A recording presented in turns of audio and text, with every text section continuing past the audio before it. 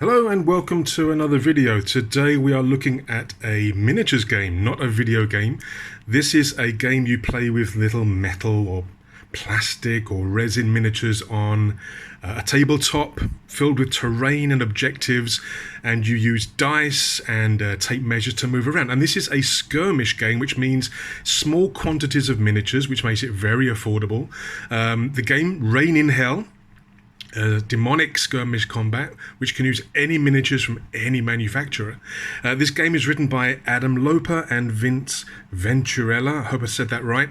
These guys have their own video channels. I think Adam Loper's channel, Uncle Adam, is known as Tabletop Minions.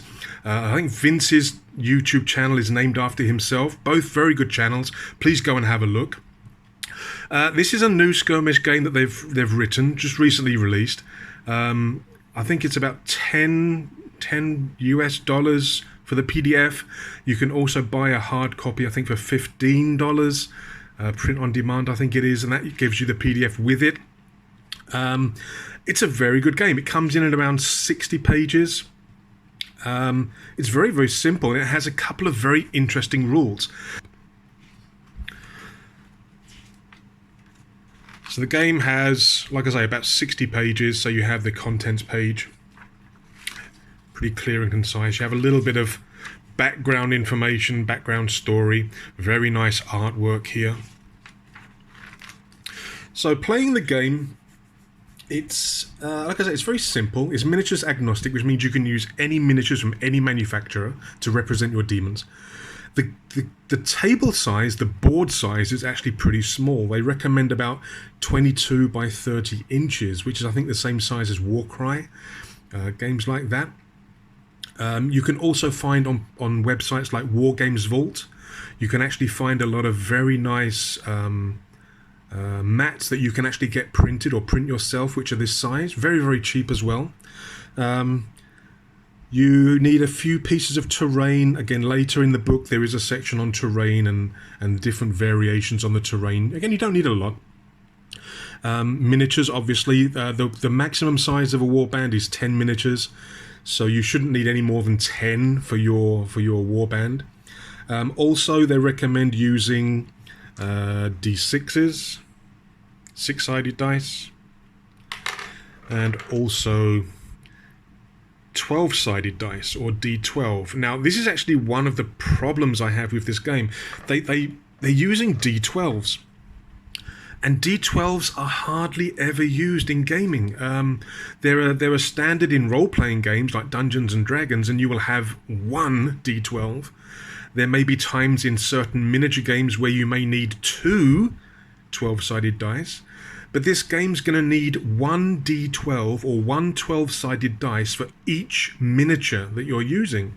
So if you have a warband of 7 miniatures, you're going to need 7 D12. Now, I think a problem with this game, and it's not a big thing, but a problem is that people who buy this game and want to play this game are going to have to go out and purchase D12 just for this purpose.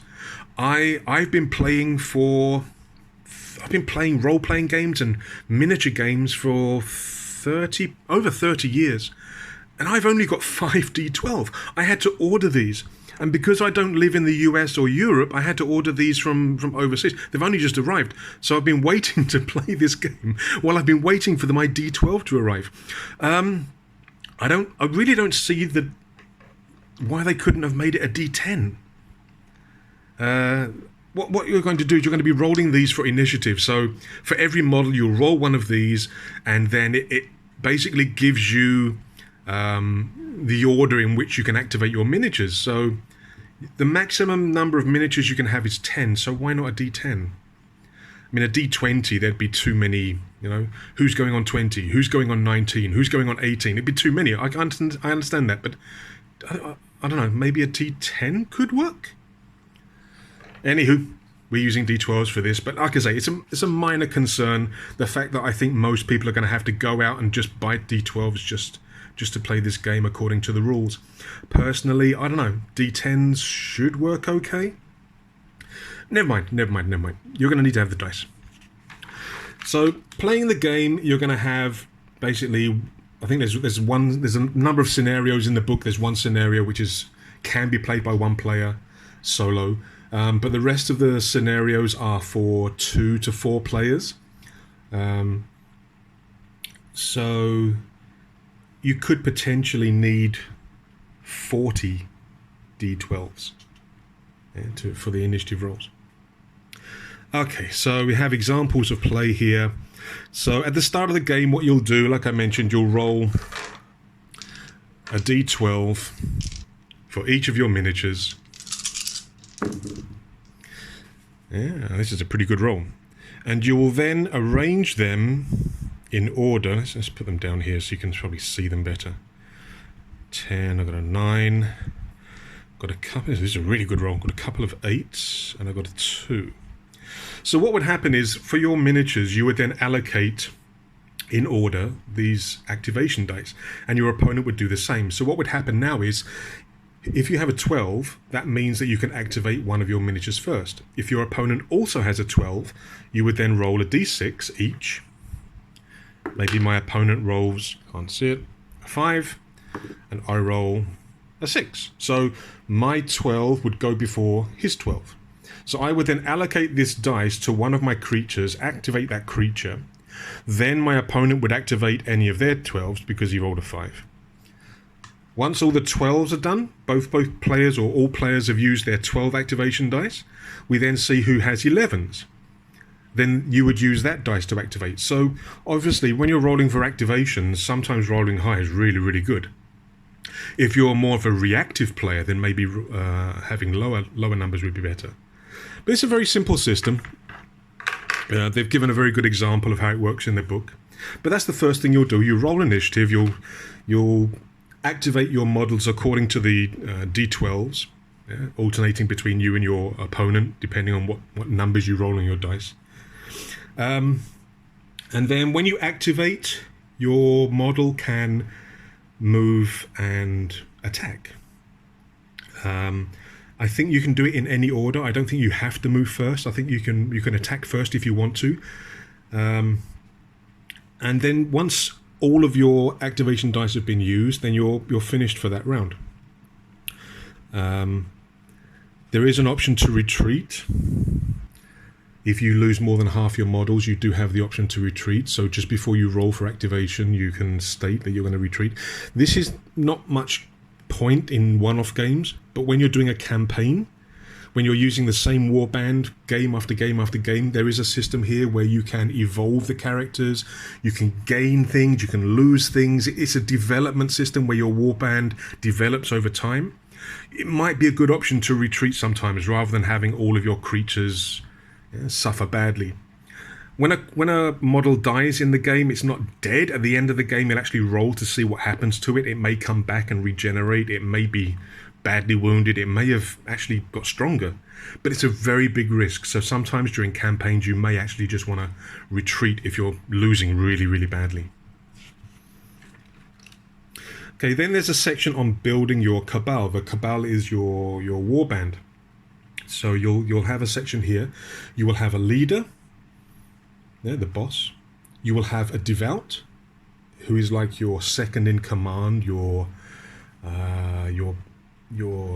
muscle, your sergeant major, the guy who basically gets everything done. Very focused on your philosophy, on what your warband stands for. And then you have your minions. Your minions are your basic troops. Now, your leader and your devout don't cost any points when you're building. You get them for free. And when you're actually building the warband, you can choose a certain number of points. Sorry for the shadows. So for a campaign, if you're starting a campaign, you'll get 100 souls, which is the currency to build your warband or your cabal. For your first game, when you're learning, again, 100 points. But if you're doing a standard one-off game, you'll have 200 points or 200 souls to build your cabal. And again, maximum 10 demons. So you'll use these souls to purchase your minions, not the leader or the devout, which I think is a pretty good thing. And building the cabal is very simple. There's not much randomness to it. There's no rolling of stats. It's very simple. Everybody has access to the same minions.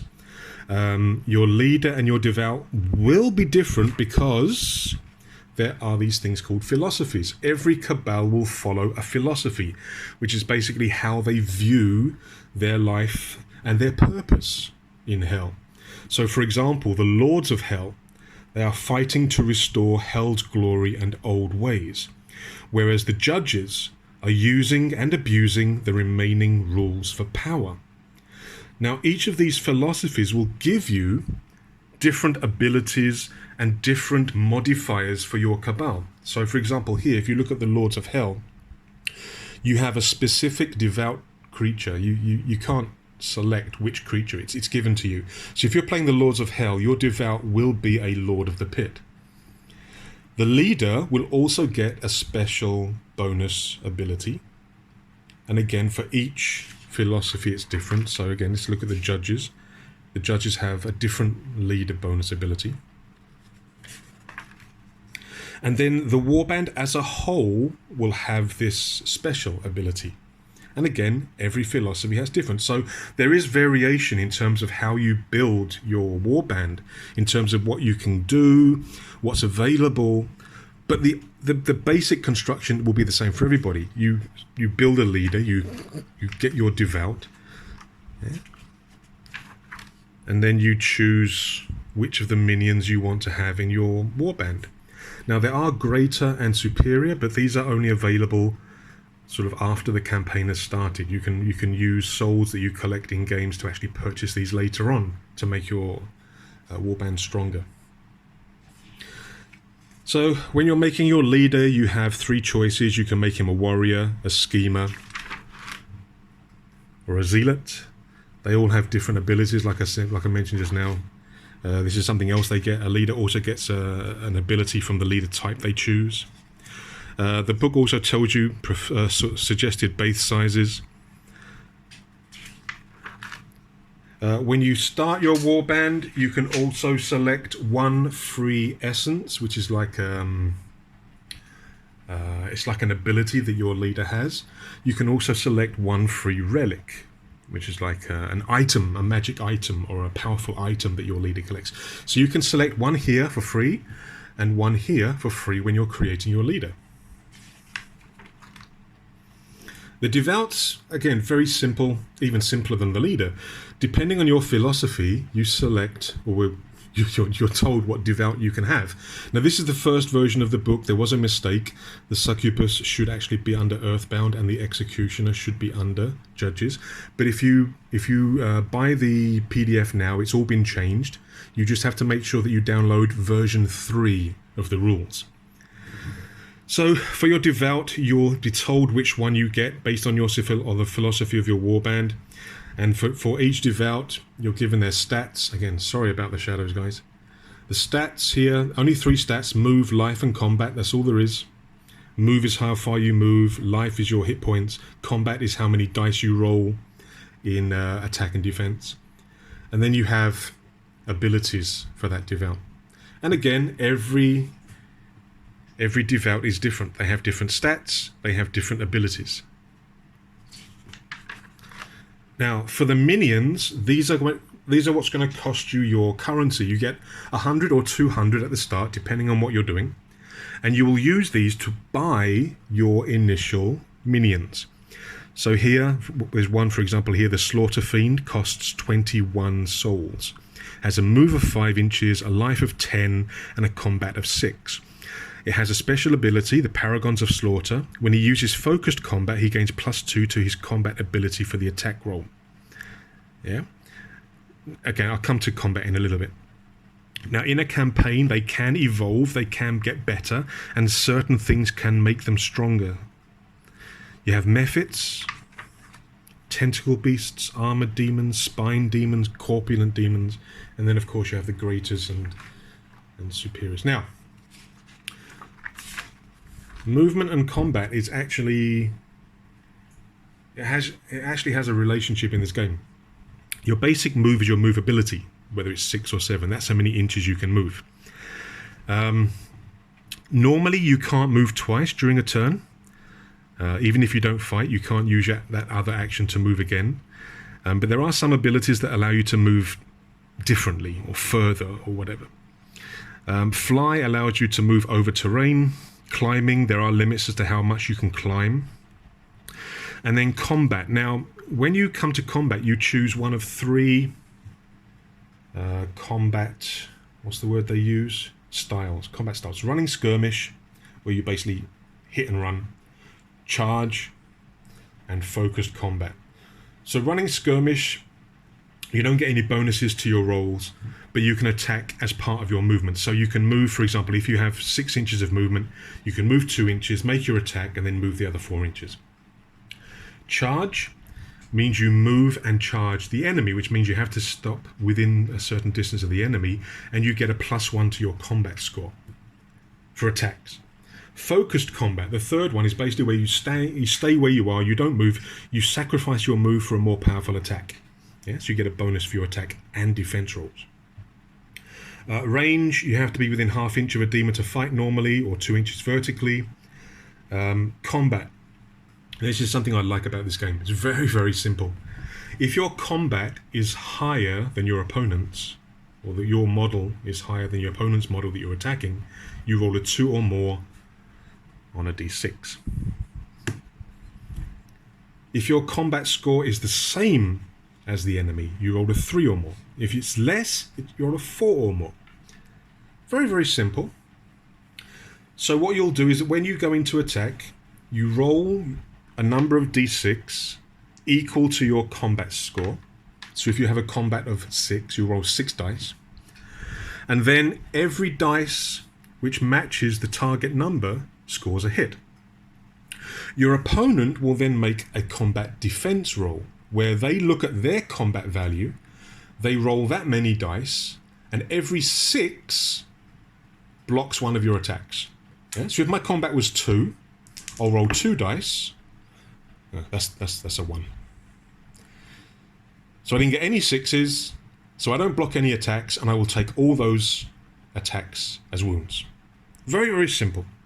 Now, the next thing, slain demons. When a demon is killed, now this is something, again, this is one of the parts of the game that I really like, but the videos that I've seen on YouTube so far, they haven't been doing this. If a demon suffers an amount of damage equal to its life score, it is slain and removed from the battlefield. Okay, people have been doing that in the battle reports. However, the player controlling the slain demon removes one of their unspent activation dice. So you have these dice which are telling you, yeah, when you can move your creatures, and there's 1 dice for each creature. So if nothing happens, you should be able to activate each of your creatures 1 time. But let's say, for example, I've already activated the 12s. What have we got here? 5s and 1s. Okay. When I do my 10th activation, something happens. Okay? And the opponent does his attack, and he kills one of my guys. Whether it's activated or not doesn't matter. Let's say he kills one of my guys, the guy who moved on a 10. Now, as well as removing that model from the battlefield, my opponent getting a bonus, I also lose one of these other D12s, which means I have 1 less activation. So this game, like they say here, because of this, know that there is value in killing opponents that have already activated, unlike in many other games. This is true. In a lot of games, you want to try and kill models that haven't activated yet, so they can't activate. But using this system, you can attack creatures which have already activated with no worries, because you know that if you kill them, your opponent will lose the activation of one of their remaining models. Very clever, very nice. I really like that mechanic. Another thing, soul dice. Whenever you kill an opponent, you get a soul dice. Now, soul dice can be used in the game, or they can be used after the game in the campaign. You roll a dice when you kill a creature, and you keep this with you, and that represents 3 points or 3 souls. And you can use this to modify future dice rolls in the game if you want to. But once you use it, it's gone. If you still have these soul dice at the end of the game, they count towards your rewards. So there's a decision to be made there. The field of battle. Okay, so there are rules on terrain. There is a terrain table here where you can randomly determine what type of terrain. I'm currently building a sort of a hell board to do a battle report. And each of the scenarios, in the back of the book you have these scenarios here. They will actually tell you or recommend to you what terrain to use. So they'll say here, for the beast, the board should be set up as per the medium terrain rules. So here it says, for medium terrain, roll on the table 4 times. So you roll on this table 4 times to find out what terrain you have. Now for each of these types of terrain, you have a description. Okay, shrines, swamps, forests. Oh, sorry. But as well as just the standard terrain type, it also gives you a couple of options to make the terrain, act differently, behave differently, be dangerous. Like for example, like here, the swamp, you can have a poison swamp. For the forest, you could have a soul-infused forest where you can actually get more souls, more currency from the forest itself. Again, I like this, but I would like this to be a little bit more expanded, maybe, to have a few more options rather than just the 6 here. And then there's a section on campaign play. So what will happen here is that you'll take your warband, you'll play battles. After every battle, you'll roll to see what happens to the creatures who died. Sometimes it's good, sometimes it's bad. Yeah. You can also get rewards. After every battle, both warbands will roll on this table and see what rewards they get, whether they find essences, which can be assigned to anybody in your warband, but they can't be moved afterwards. Or it could be relics. Relics, again, you give them to one of your warband members, but they can be moved between creatures, between games. There are titles to be earned if you do certain objectives. You can actually get a title that gives you extra abilities. So for example, like here, Regent Slayer. Slay 2 different enemy leaders over any number of games.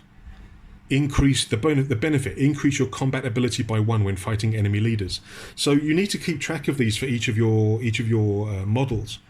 If one of your models kills a leader, make a note, because the next time that model does it, he's going to get this ability and he's going to be known as the Regent Slayer. So there's a bunch of different titles that you can get. Advancements, once each of your models gets a certain number of XP or experience, they can get benefits as well. Leaders, devouts, minions. And then you have the scenarios. You have a bunch of scenarios here. The beast is the scenario that you can do with one player, a solo. This is actually the original rulebook. It's not the version 3 rulebook. This had some mistakes. It was missing the stats for the creature, the beast. But you can actually download. I have actually downloaded, but I haven't printed it yet. But you can actually download a replacement page for this. And in the book itself, there's a number of grammatical and spelling errors. But like I say, just download and print the version 3. You should be fine. Okay, so there's a lot of different scenarios. I think I'd like a little bit more variation in the scenarios. A lot of them are fairly similar, but it's okay. It's okay to start with. I'm pretty sure there's going to be some community design scenarios, or maybe more from the makers. Then there's a reference sheet, and then you have your cabal sheet. So I mean, the game is very, very simple. It looks fun. I had a quick test game the other day, but I was using D10s instead of D12s for the activation because my D12s hadn't arrived.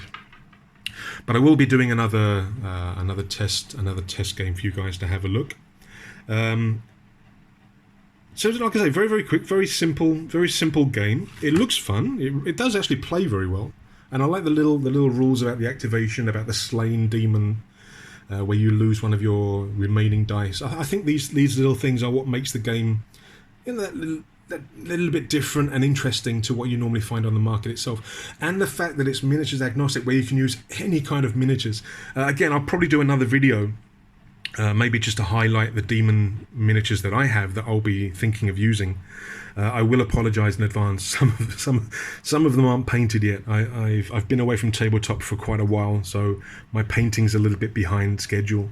But you can see the type of demons that you can use. Even if you've got certain board games, you can use the miniatures from those very, very easily. So yeah, it's just a very, very, very quick go through of the rules. ReignInHell, yeah, by SnarlingBadger Games or SnarlingBadger Studios. So I think what I'll do next, I'll do a very quick cabal design. I'll roll up and create a very quick cabal and then take them out maybe on the beast scenario, just as solo, just to see how the rules work. So guys, thank you very much for watching. Please take a moment to like and subscribe. I will be doing some more videos on ReignInHell. Like I say, I'll do a cabal design and probably a battle report as well, just so you can see how it works. But I'm very, very impressed by this.